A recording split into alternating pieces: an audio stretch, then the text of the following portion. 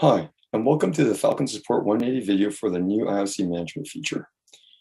In this brief video, we'll go over what the new feature entails, what changed with the UI and the API, as well as what some of the constraints are that you need to be mindful of when using this feature.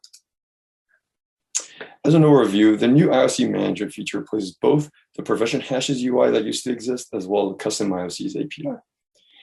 We have a brand new backend management system to manage all the IOCs that we support, including hashes, IPs, and domains. We've also unified the user experience between the UI and the API, so that anything you do in the UI, you can also do in the API. We also added many new features to allow you to properly maintain your IOCs. Things such as adding an audit log to track who did what and when and why, adding advanced search and filtering capabilities, increasing the IOC limits so that you can upload more IOCs than you were able to before.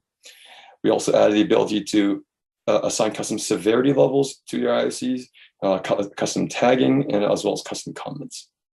You can also assign your IOCs to specific host groups now instead of only being able to assign them globally.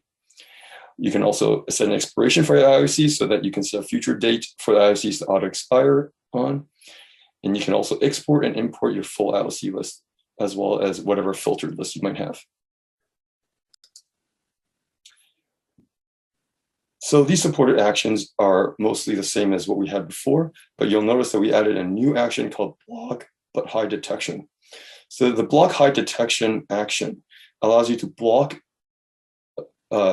hashes that you might not want to detect on, things such as adware and pop, for example, that may be a nuisance, but you don't want to be notified on every time it is blocked. Note that we do support all these actions for hashes, but for IPs and domains, we only support detections only at this time.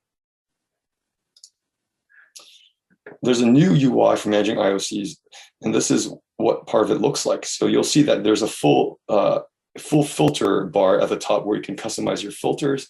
You can also customize your columns and what shows, how you can sort them. You can see different menu options to do exports and other things. And you can also do batch editing or batch deletes on your IOCs. When adding IOCs, there's a new modal that comes up right now. So you can either add your IOCs manually by typing them in or copy and pasting them in, or you can upload a file.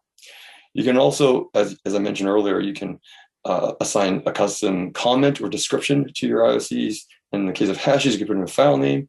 You can assign your IOCs to specific host groups. You can assign whatever platform you want them to apply to. Again, you can set your own actions, severity levels, expiration dates, tags, and also audit log comments. Some of the constraints to be mindful of are that duplicate IOCs are not supported, so we won't allow them. We do have an increased limit of hashes to 90,000. This is per hash type as well as per platform. We support a total IOC limit of 1 million. We also want you to be mindful that IOC exports, especially of large IOC lists, may take up to 15 minutes to complete. But you can, of course, filter down your IOC list to export based on whatever filter criteria you have set up. And expiration happens on the selected date at the end of the day in UTC time. And finally, please be mindful that the API is, the old API is deprecated, but we will continue supporting it in terms of functionality until November of 2021. After then, we will shut it down. This is to give people time to migrate their scripts or tooling over to the new API. Keep in mind that anything you do through the legacy API will continue to be detected on in terms of IPs and domains and hashes. However, what you manage, the IOCs that you manage through the legacy API will not be reflected in the new UI nor in the new API. So that's something to remember if you continue to use the legacy API. And thank you for your attention.